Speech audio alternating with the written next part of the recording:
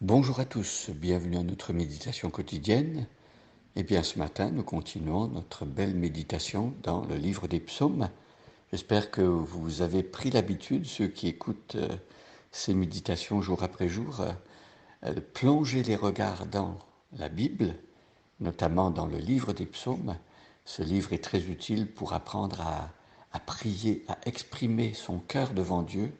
Et c'est bien là ce que Dieu désire pour nous, que nous puissions être authentiques, que nous puissions avoir un cœur ouvert devant lui, même laisser Dieu sonder les profondeurs de notre cœur et parfois des pensées et des réalités qu'il peut y avoir dans notre cœur que nous ne voyons même pas nous-mêmes. Demander à Dieu de nous révéler ce qu'il y a dans notre cœur, de manière à ce que la lumière pénètre, que nous puissions avouer les fautes, les travers que Dieu nous montre et nous réjouir de ce que Dieu nous montre encore lorsque des choses belles sont en train de se produire ou sont en gestation en quelque sorte dans notre cœur, nous réjouir de ce que Dieu est en train de faire cela en nous. Alors, depuis quelques jours, nous sommes dans le livre des psaumes, et notamment dans le psaume 7. Et ce matin, je regarde avec vous le psaume 7, et nous allons méditer le verset 8. Mais avant, je lis le psaume au complet. Je vous invite à prendre votre Bible, à trouver le livre des psaumes, le 7e psaume, et nous lisons donc les 17 versets. Nous arrêtons aujourd'hui au verset 8. Complainte de David, chantez à l'Éternel au sujet de Couche, benjamite. Éternel mon Dieu, je cherche en toi mon refuge. Sauve-moi de tous mes persécuteurs et délivre-moi, afin qu'ils ne me déchirent pas comme un lion qui dévore sans que personne vienne au secours. Éternel mon Dieu, si j'ai fait cela, s'il y a de l'iniquité dans mes mains, si j'ai rendu le mal à celui qui était paisible envers moi, si j'ai dépouillé celui qui m'opprimait sans cause, que l'ennemi me poursuive et m'atteigne, qu'il foule à terre ma vie et qu'il couche ma gloire dans la poussière. Pause.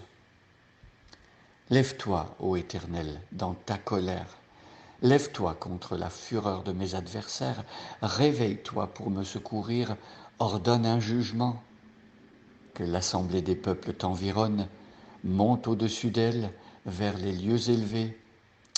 L'Éternel juge les peuples. Rends-moi justice, ô Éternel, selon mon droit et selon mon innocence. Mets un terme à la malice des méchants et affermis le juste, toi qui sondes les cœurs et les reins, Dieu juste. Mon bouclier est en Dieu, qui sauve ceux dont le cœur est droit. Dieu est un juste juge. Dieu s'irrite en tout temps, si le méchant ne se convertit pas. Il aiguise son glaive, il bande son arc et il vise. Il dirige sur lui des traits meurtriers, il rend ses flèches brûlantes. Voici, le méchant prépare le mal, il conçoit l'iniquité et il enfante le néant.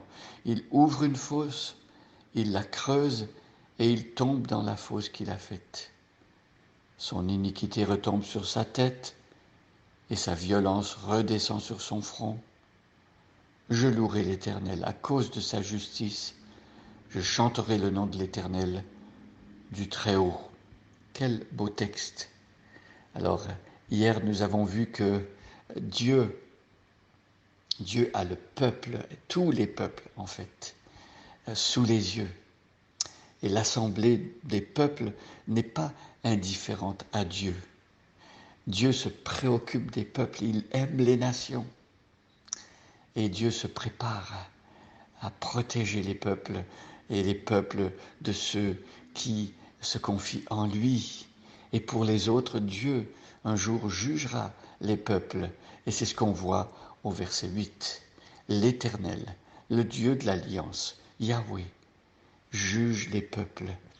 Oui, n'est-ce pas rassurant, n'est-ce pas juste de savoir que un jour la justice sera établie. Un jour, quelqu'un se tiendra au-dessus de la mêlée et pourra juger de ce qui s'est fait sur la terre. Il n'y aura pas d'impunité. Il n'y aura pas de situation où le mal va triompher et ceux qui ont fait le mal vont passer outre sous les radars. Non, non. L'Éternel juge les peuples et lorsque nous pensons à ce jugement, nous ne pouvons pas esquiver. Nous-mêmes faisons partie des peuples, nous-mêmes sommes des pécheurs.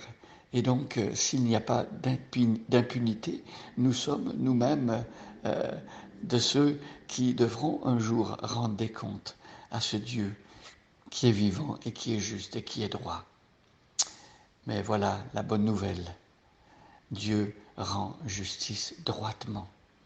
Et pour les coupables, ils ne passeront pas outre sous les radars, mais Dieu a pourvu à un moyen de salut. Dieu est juste et il justifie le pécheur. Comment fait-il? Comment peut-il à la fois rester juste sans fermer les yeux sur le mal? Eh bien, Dieu punit le péché dans la personne de son propre Fils. Son Fils prend la place du pécheur. Son Fils a une justice qu'il impute à ceux qui croient. Il porte sa justice au compte de celui qui se repent. L'Éternel juge les peuples, et avec justice, avec droiture, avec vérité. Ici, David prie, rends-moi justice, ô Éternel.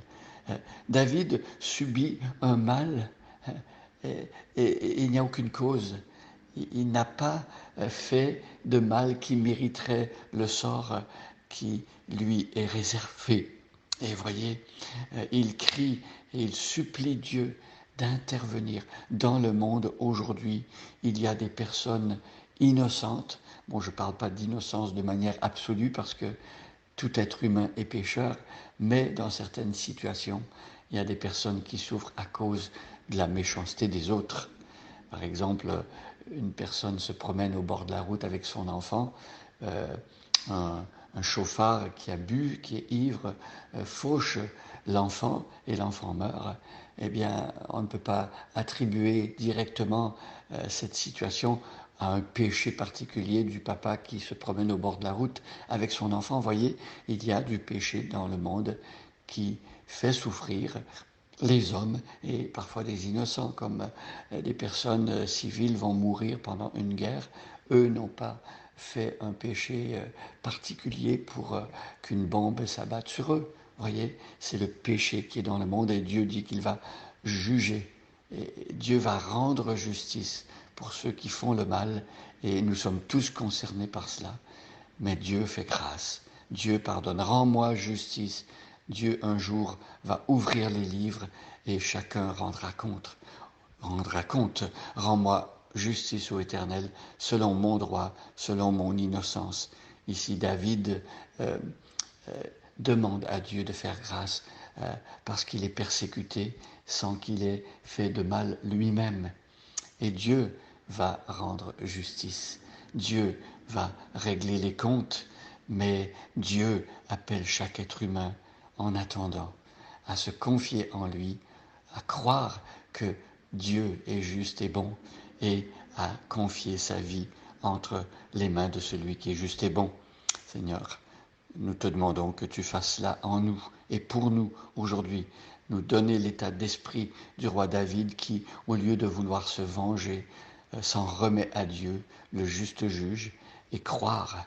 Et David a cru, comme par anticipation, que Dieu règle ce problème de mal et d'injustice en envoyant son propre Fils sur la terre prendre le péché des hommes. Bonne journée à chacun et à chacune, et soyez bénis.